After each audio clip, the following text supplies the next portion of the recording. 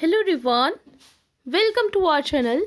आज की ये जो वीडियो है ये उन लोगों के लिए है जो यूपी पीजीटी की तैयारी कर रहे हैं और उन्हें एक राइट डायरेक्शन की ज़रूरत है कि वो किस स्ट्रेटजी को फॉलो करें, किस तरीके से अपनी पढ़ाई करें ताकि वो इस एग्ज़ाम को क्रैक कर पाएँ, अपना सिलेक्शन जो है श्योर कर पाएँ। क्योंकि देखिए ये जो एग्ज़ाम है इसमें कंपटीशन बहुत ज़्यादा है। जो एग्ज़ाम लेवल है वो उतना टफेस्ट नहीं होता है। इस एग्ज़ाम का कंपटीशन लेवल को बीट कर पाना बहुत टफेस्ट होता है। एक क्वेश्चन अगर आपका गलत होता है मतलब कि आप 1000 विद्यार्थियों से पीछे जा रहे हैं, तो एक एक पॉइंट बहुत इंपॉर्टेंट हो जाता है। इन चीज़ों को समझना बहुत इंपॉर्टेंट हो जाता है। तो ज़रूरी है कि आपको एक सही डायरेक्शन मिले, एक सही गाइड करने वाला इंसान आपके साथ में हो। तो इसीलिए मैंने ये आज की ये वीडियो बनाई है ताकि आपको एक सही डायरेक्शन में सही तरीके से गाइड कर सकूँ। तो देखिए किसी भी एग्ज़ाम को क्रैक करने के लिए जो पहला स्टेप आपका होना चाहिए वो ये होना चाहिए कि उस एग्ज़ाम का सिलेबस, ठीक है, उसको डाउनलोड करिए। जो एग्ज़ाम का सिलेबस है उसको डाउनलोड कर लीजिए। तो जो हमारा पीजीटी का सिलेबस है, चलिए उससे थोड़ा सा गो थ्रू हो जाते हैं। वैसे मैंने पहले इस पे एक वीडियो बनाई है, बट फिर अभी हम शॉर्ट में देख लेते हैं उसको कि इसका सिलेबस क्या। तो ये रहा आपका सिलेबस। यहाँ से आप इसको चाहे तो स्क्रीनशॉट ले लीजिए या फिर अगर आपने डाउनलोड किया हुआ है तो बहुत अच्छी बात है। तो इसके लिए अब इसको कवर अप कैसे करना है, सबसे पहले आपने सिलेबस डाउनलोड कर लिया, अब इसको कवर कैसे करना है। तो इसके लिए क्या करना है कि इसको आपको छोटी छोटी यूनिट में, छोटे छोटे पार्ट में डिवाइड कर लेना है। देखिए ह्यूमन जो माइंड होता है ना, वो एक बड़ी टास्क से डरता है। जब हमें कोई बहुत बड़ा टास्क दे दिया जाए, अचानक से कोई बहुत बड़ी पहाड़ी पे चढ़ने के लिए बोल दिया जाए, तो आपको लगेगा अरे मैं तो नहीं कर सकता। लेकिन अगर वही चीज़ें छोटे छोटे टास्क में आपको दी जाएं तो आप कर सकते हैं। जैसे आपने पहले हाई स्कूल किया, फिर इंटरमीडिएट, फिर आगे का एग्ज़ाम, फिर उसके आगे का एग्ज़ाम। अभी देखिए वो सारे स्टेप आपने फॉलो कर लिए, लेकिन अगर अचानक से उतनी ही पढ़ाई आपको दे दी जाती तो आप नहीं कर पाते। तो इसलिए क्या करना है, सिलेबस डाउनलोड करना है और उसके बाद इसको छोटे छोटे टॉपिक में यूनिट वाइज डिवाइड कर लेना है। तो फिलहाल जो हमारा पेड ग्रुप है उसमें मैंने इसको 12 यूनिट में डिवाइड किया हुआ है। ये जो सिलेबस है इसको मैंने टोटल 12 यूनिट में लगभग डिवाइड किया है। 12 यूनिट में से 100 टॉपिक बन रहे हैं, ठीक है, जिनकी मैं आपको जो भी लेक्चर वगैरह है वो प्रोवाइड कराऊंगी, जो हमारा पेड ग्रुप है। बट अगर आप उसमें नहीं है तो आप खुद से भी इसको unit wise, topic wise divide कर लीजिए, ठीक है। फर्स्ट स्टेप तो आपका ये हो गया, ये आपको करना है। फर्स्टली इसको डिवाइड करने के बाद अब आप देखिए कि आपके लिए कौन सा कंटेंट, कहाँ से ये सारी चीज़ें मिल सकती हैं। तो अब सेकेंड स्टेप में आपको क्या करना है, कंटेंट कलेक्ट करना शुरू करिए। अब वो कंटेंट ऐसा होना चाहिए जो कि एकदम ऑथेंटिक हो और बहुत ज़्यादा भी ना हो और आपका कुछ छूटे भी ना। बहुत ज़्यादा होगा, बहुत सारी बुक्स आपने कलेक्ट कर ली या बहुत सारा कंटेंट हो गया तो आप पढ़ नहीं पाएंगे, और ऐसा है कि बहुत सीमित है तो आपका जो एग्ज़ाम में है वो छूट जाएगा। तो ऐसा कंटेंट हो जो कि ऑथेंटिक भी हो और जिसमें कि आपका कुछ छूटे भी ना। तो इसीलिए मैंने जो नोट्स बनाए हैं तो उसमें मैं ये कोशिश करती हूँ कि आपका कुछ छूटे भी ना, सारा एग्ज़ाम ओरिएंटेड चीज़ें मैं उसमें कवर अप करवाऊँ।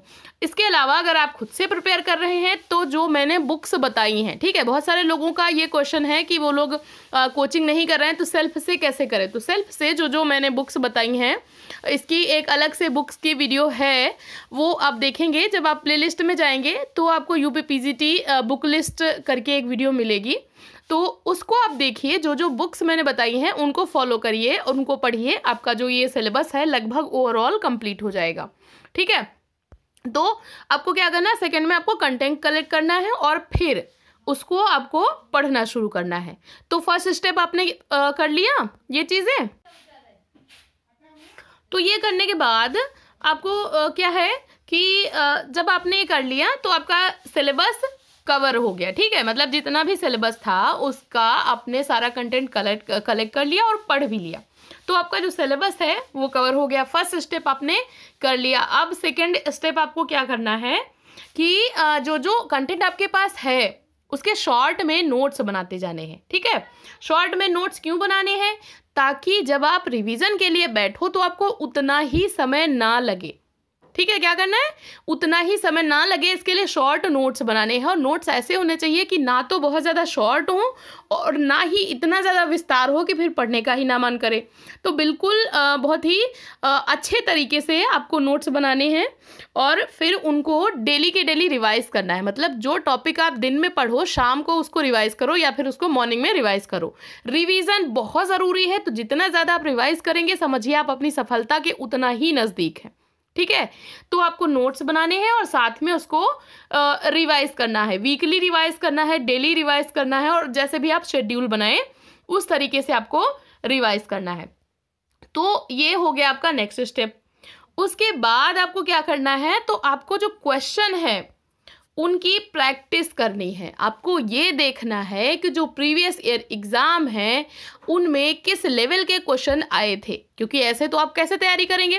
तो आपको पता होना चाहिए कि PYQ जो है वो किस लेवल से आए हैं और अभी जो आएगा एग्ज़ाम उसमें नए क्वेश्चन कहाँ से मिले। तो एक तो PYQ करने हैं, साथ में आपको न्यू क्वेश्चन भी सॉल्व करने हैं। ठीक है, तो प्रैक्टिस करनी है और प्रैक्टिस के साथ साथ अपने आप को एनालाइज करना है कि आप कहाँ पर आपकी तैयारी जो है वो कितनी सटीक है, कितना सही तरीके से आप कर पा रहे हैं, कितना सही तरीके से आपको आपकी सही डायरेक्शन में जा रहे हैं। आपको एनालाइज करना है। एक क्वेश्चन है उसमें आपको जो नए ऑप्शन मिल रहे हैं उनके बारे में ढूंढना है, उनके बारे में सर्च करना है, उनके बारे में पढ़ना है। ये सारी चीज़ें आपको करते हुए चलनी है। ठीक है, फोर्थ जो और सबसे मोस्ट इम्पॉर्टेंट कि अपना एक स्ट्रिक्ट टाइम टेबल बनाइए। कम से कम 6 घंटे का टाइम निकालिए। ठीक है, चाहे जैसे भी हो, मानती हूँ कि आपकी लाइफ बिजी हो सकती है, बट अगर कुछ पाना है तो आपको जो अपनी नींद है, जो आपका रेस्ट का टाइम है, उसको थोड़ा बहुत सेक्रीफाइस करना ही पड़ेगा। तो 6 घंटे का टाइम निकालिए। 6 घंटे का टाइम बहुत सफिशियंट होता है, लेकिन हाँ, वो 6 घंटे डिस्ट्रैक्शन वाले नहीं होने चाहिए। अगर आप पढ़ने बैठ रहे हो तो सिर्फ पढ़ाई करो, ये नहीं है कि फिर फ़ोन हाथ में है तो आप फालतू का कुछ भी चैटिंग वैटिंग या किसी भी तरीके से टाइम वेस्ट करो, ये सब नहीं करना है। तो 3 घंटे कम से कम आप सेल्फ स्टडी करो। 3 घंटे आप ऑनलाइन पढ़ सकते हो किसी भी टीचर के थ्रू या कैसे भी, तो वो चीज़ें आपको करनी है। तो सेल्फ स्टडी में आप बुक्स पढ़ सकते हो 3 घंटे डेली, और 3 घंटे आप ऑनलाइन बहुत सारे लेक्चर्स अवेलेबल होते हैं उनको देख सकते हो। और अगर आप हमारे ग्रुप में जुड़ी हुई हो तो कम से कम आपको जो भी ग्रुप में मटेरियल मिला है उस पर अपना 3 घंटे का टाइम यूटिलाइज करना है। तो 6 घंटे डेली निकालना है और इसमें से आपको पढ़ना है, साथ में रिवीजन करना है और साथ। तो इतने सारे स्टेप फॉलो करने के बाद आप थोड़ा सा बात कर लेते हैं जो हमारे पेड ग्रुप में नए बच्चे जुड़े हैं उनकी। देखिए, हमारा ये जो बैच चल रहा है ये सेकेंड बैच है, एक बैच हमारा फिनिश हो चुका है। तो जो नए ग्रुप के बच्चे जुड़े हैं उनको अभी थोड़ा सा इसमें समझ में आने में थोड़ा सा प्रॉब्लम हो रही है। तो उनके लिए मैं बता दूं कि आप लोगों को बिल्कुल बेसिक से, बिल्कुल स्टार्टिंग से स्टार्ट करना है। तो आपको जो PDF प्रोवाइड कराई गई हैं उसमें से जो NCERT की PDF हैं वहाँ से आपको शुरू करना है और डेली उन PDF को पढ़ते जाना है। डेली आप कोई भी एक एक करके ख़त्म कर सकते हैं कि 2 दिन में, 3 दिन में मुझे ये PDF ख़त्म करनी है, फिर नेक्स्ट में मुझे ये PDF ख़त्म करनी है, फिर नेक्स्ट में मुझे ये ख़त्म करनी है। ऐसे करके आप कर सकते हैं। तो NCERT ख़त्म करनी है, उसके बाद जो और बुक्स की PDF हैं उसको एक एक करके वो सारी की सारी आपको पढ़ लेनी है। और साथ में जो डेली लेक्चर होता है उसको आपको देखना है, उसको समझना है, कॉन्सेप्ट को अच्छे तरीके से समझना है। और फिर वीकली जो भी आपका टेस्ट होगा तो उसमें आपको टेस्ट देना है और अपनी गलतियों को एनालाइज करना है, क्योंकि गलतियां आप लोग करेंगे, आप लोग अभी अपनी और लाइफ गलतियां कर करके ही सीखेंगे, लेकिन उनसे आपको सीख लेनी है कि आप कहाँ पे फॉल्ट कर रहे हैं। और रिवीजन पे सबसे ज़्यादा ध्यान देना है, डेली और वीकली रिवीजन करते रहना है। तो ऐसे ही अगर आप करेंगे तो मुझे 100% कॉन्फिडेंस है कि आपका सिलेक्शन हो ही जाएगा। तो ऐसे ही पढ़ते रहिए, अपने गोल की तरफ आगे बढ़ते रहिए। वीडियो देखने के लिए थैंक यू सो मच।